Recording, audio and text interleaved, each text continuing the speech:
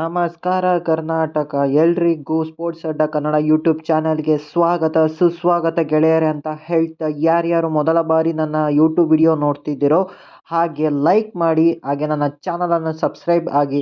ಆಗ ನಾನು ಹಾಕೋ ಎಲ್ಲ ವಿಡಿಯೋಗಳು ನಿಮಗೆ ಪಟ್ ಅಂತ ನೋಟಿಫಿಕೇಶನ್ ಬರ್ತಾ ಹೋಗುತ್ತೆ.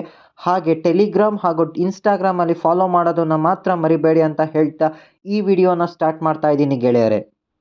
ಇವತ್ತಿನ ನನ್ನ ನ್ಯೂಸ್ ಬಂದು, ಇಂದು ನಡೆಯುತ್ತಿರುವ ಇಂಡಿಯಾ ವರ್ಸಸ್ ಇಂಗ್ಲೆಂಡ್ ನಡುವಿನ 3ನೇ ಟೆಸ್ಟ್ ಸೀರೀಸ್ ರಾಜ್ಕೋಟ್ನ ಸೌರಾಷ್ಟ್ರ ಸ್ಟೇಡಿಯಂನಲ್ಲಿ ನಡೀತಿರೋದು ನಿಮಗೆ ಗೊತ್ತಿರೋ ವಿಚಾರನೆ. ಈ ವಿಡಿಯೋದಲ್ಲಿ ಇಂದು ಡೇ 1ನಲ್ಲಿ ಏನೇನಾಯಿತು ಎಂಬುದನ್ನು ಡಿಸ್ಕಸ್ ಮಾಡ್ತಾ ಹೋಗೋಣ ಗೆಳೆಯರೆ. ಮೊದಲು ಟಾಸ್ ಗೆದ್ದು ಬ್ಯಾಟಿಂಗ್ ಚೂಸ್ ಮಾಡಿದಂತಹ ನಮ್ಮ ಟೀಮ್ ಇಂಡಿಯಾ ಯಶಸ್ವಿ ಜೈಸ್ವಾಲ್ ಹಾಗೂ ಕ್ಯಾಪ್ಟನ್ ರೋಹಿತ್ ಶರ್ಮಾ ಅವರು ಇನ್ನಿಂಗ್ಸ್ ಆರಂಭಿಸಿದರು. ಆದರೆ ಎರಡನೇ ಟೆಸ್ಟ್ನಲ್ಲಿ ದ್ವಿಶತಕ ಸಿಡಿಸಿದಂತಹ ನಮ್ಮ ಯಶಸ್ವಿ ಜೈಸ್ವಾಲ್ ಅವರು ಈ ಬಾರಿಯೂ ಕೂಡ ಮಾರ್ಕ್ ವುಡ್ ಅವರಿಗೆ ಸ್ಲಿಪ್ನಲ್ಲಿ ಕ್ಯಾಚ್ ಕೊಡುವ ಮೂಲಕ ಕೇವಲ 10 ರನ್ಗೆ ತಮ್ಮ ವಿಕೆಟನ್ನು ಒಪ್ಪಿಸಿದರು. ನಂತರ ನಮ್ಮ ಯಂಗ್ ಪ್ರಿನ್ಸ್ ಆದಂತಹ ಶುಭಮ್ ಗಿಲ್ ಅವರು ಇನ್ನಿಂಗ್ಸ್ ಆರಂಭಿಸಿದರು. ಅವರು ಕೂಡ ಕೇವಲ 9 ಬಾಲ್ಗಳನ್ನು ಫೇಸ್ ಮಾಡಿ ಅದೇ ಮಾರ್ಕ್ ವುಡ್ ಅವರಿಗೆ ಡಕ್ಔಟ್ ಆಗಿ ಪೆವಿಲಿಯನ್ ಹತ್ತ ಮುಖ ಮಾಡಿದರು. ಹಾಗೆ ನಂತರ ಬಂದಂತಹ ರಜತ್ ಪಟಿದಾರ್ ಕೂಡ ಟಾಮ್ ಹಾರ್ಲೆ ಅವರಿಗೆ ಕೇವಲ 5 ರನ್ಗಳನ್ನು ಸಿಡಿಸಿ ತಮ್ಮ ವಿಕೆಟನ್ನು ಕೈಯೊಪ್ಪಿಸಿದರು. ನಂತರ ಜೊತೆಯಾದಂತಹ ಕ್ಯಾಪ್ಟನ್ ರೋಹಿತ್ ಶರ್ಮಾ ಹಾಗೂ ರವೀಂದ್ರ ಜಡೇಜಾ ಅವರು ಬೃಹತ್ ಇನ್ನಿಂಗ್ಸನ್ನೇ ಆರಂಭಿಸಿದರು ಗೆಳೆಯರೆ. ಇವರಿಬ್ಬರು ಸೇರಿ ದ್ವಿಶತಕದ ಪಾರ್ಟ್ನರ್ಶಿಪ್ ಅನ್ನು ಕೂಡ ಪೂರೈಸಿದರು. ಹಾಗೆ ನಮ್ಮ ರೋಹಿತ್ ಶರ್ಮಾ ಅವರು 196 ಬಾಲ್ಗಳಲ್ಲಿ 131 ರನ್ಗಳನ್ನು ಸಿಡಿಸಿದರು.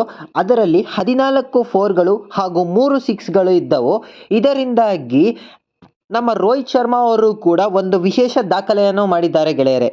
ಅದೇನಪ್ಪ ಅಂತಂದರೆ, ಇಂಟರ್ನ್ಯಾಷನಲ್ ಕ್ರಿಕೆಟ್ನಲ್ಲಿ ಅತಿ ಹೆಚ್ಚು ಶತಕಗಳನ್ನು ಸಿಡಿಸಿದ್ದ ಆಟಗಾರನೆಂಬ ಕೀರ್ತಿಗೆ ಪಾತ್ರರಾಗಿದ್ದಾರೆ ಗೆಳೆಯರೆ. ಈಗ ಅವರು 47 ಸೆಂಚುರಿಗಳಿಂದ 3ನೇ ಸ್ಥಾನವನ್ನು ಅಲಂಕರಿಸಿದ್ದಾರೆ ಗೆಳೆಯರೆ. ನಂತರ ನಮ್ಮ ರೋಹಿತ್ ಶರ್ಮಾ ಅವರು ಕೂಡ ಮಾರ್ಕ್ ವುಡ್ಗೆ ವಿಕೆಟನ್ನು ಒಪ್ಪಿಸಿದರು. ನಂತರ ಜೊತೆಯಾದಂತಹ ನಮ್ಮ ಸರ್ಫರಾಜ್ ಖಾನ್ ಅವರು ಸ್ಫೋಟಕ ಇನ್ನಿಂಗ್ಸನ್ನೇ ಆರಂಭಿಸಿದರು ಗೆಳೆಯರೆ. ಅವರು ಕೂಡ 66 ಬಾಲ್ಗಳಲ್ಲಿ 62 ರನ್ಗಳನ್ನು ಸಿಡಿಸಿದರು ಗೆಳೆಯರೆ. ಇದರಲ್ಲಿ 9 4ಗಳು ಹಾಗೂ 1 6 ಇನ್ಕ್ಲೂಡ್ ಆಗಿತ್ತು. ಇವರು ಕೂಡ ಒಂದು ಸಾಧನೆ ಮಾಡಿದ್ದಾರೆ ಗೆಳೆಯರೆ. ಅದೇನಪ್ಪ ಅಂತಂದರೆ, ಟೆಸ್ಟ್ ಡೆಬ್ಯೂನಲ್ಲಿ ಮೊದಲ ಮ್ಯಾಚ್ನಲ್ಲಿಯೇ 50 ಹೊಡೆಯುವ ಸಾಧನೆಯನ್ನು ಮಾಡಿದ್ದಾರೆ ಗೆಳೆಯರೆ. ಆದರೆ ದಿನದ ಅಂತ್ಯದಲ್ಲಿ ರವೀಂದ್ರ ಜಡೇಜಾ ಅವರು ಕೂಡ ಸ್ಮಾಲ್ ಮಿಸ್ಟೇಕಿಂದಾಗಿ ಸರ್ಫರಾಜ್ ಖಾನ್ ಅವರು ಮಾರ್ಕ್ ವುಡ್ಗೆ ರನ್ಔಟ್ ಆಗಬೇಕಾಗಿ ಬಂತು. ಹಾಗೆ ಅವರು ಆದ ನಂತರ ನಮ್ಮ ರವೀಂದ್ರ ಜಡೇಜಾ ಅವರು ಕೂಡ ಶತಕವನ್ನು ಬಾರಿಸಿದರು. ಕೇವಲ 212 ಬಾಲ್ಗಳಲ್ಲಿ 110 ರನ್ಗಳನ್ನು ಸಿಡಿಸಿದರು. ಇದರಲ್ಲಿ 9 4ಗಳು ಹಾಗೂ 2 ಭರ್ಜರಿಯಾದ ಸಿಕ್ಸರ್ಗಳನ್ನು ಸಿಡಿಸಿದರು ಗೆಳೆಯರೆ. ದಿನದ ಅಂತ್ಯಕ್ಕೆ ನಮ್ಮ ಟೀಮ್ ಇಂಡಿಯಾ ಅವರು 326 ರನ್ಗಳನ್ನು ಸಿಡಿಸಿದರು. ಅದರ ಜೊತೆಗೆ 5 ವಿಕೆಟ್ಗಳನ್ನು ಕಳೆದುಕೊಂಡಿದ್ದಾರೆ. ಇಂಗ್ಲೆಂಡ್ ಪರ ಮಾರ್ಕ್ ವುಡ್ ಅವರು 17 ಓವರ್ಗಳನ್ನು ಮಾಡಿ 69 ರನ್ಗಳನ್ನು ಕೊಟ್ಟು 3 ವಿಕೆಟ್ಗಳನ್ನು ಪಡೆದಿದ್ದಾರೆ. ಹಾಗೆ ಟಾಮ್ ಹಾರ್ಲೆ ಅವರು ಕೂಡ 23 ಓವರ್ಗಳನ್ನು ಮಾಡಿ 81 ರನ್ಗಳನ್ನು ಕೊಟ್ಟು 1 ವಿಕೆಟ್ಗಳನ್ನು ಪಡೆದಿದ್ದಾರೆ ಗೆಳೆಯರೆ. ಇದು ಬಂದು ಡೇ 1ನ ಸುದ್ದಿಗಳು.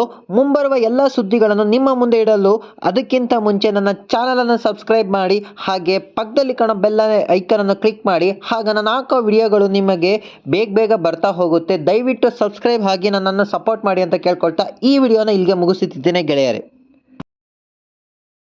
ಸೊ ಇದು ಬಂದು ಇಲ್ಲಿವರೆಗಿನ ನ್ಯೂಸ್ಗಳು. ಮುಂಬರುವ ಎಲ್ಲ ನ್ಯೂಸ್ಗಳ ಅಪ್ಡೇಟ್ಗಳನ್ನು ತರುವವರೆಗೂ ನಮ್ಮ ಚಾನಲನ್ನು ಸಬ್ಸ್ಕ್ರೈಬ್ ಆಗಿ ಹಾಗೂ ಇನ್ಸ್ಟಾಗ್ರಾಮ್ ಆ್ಯಂಡ್ ಟೆಲಿಗ್ರಾಮಲ್ಲಿ ಫಾಲೋ ಮಾಡಿ ಅಂತ ಕೇಳಿಕೊಳ್ಳುತ್ತಾ ಈ ವಿಡಿಯೋವನ್ನು ಇಲ್ಲಿಗೆ ಮುಗಿಸುತ್ತಿದ್ದೇನೆ. ನಮಸ್ಕಾರ ಕರ್ನಾಟಕ.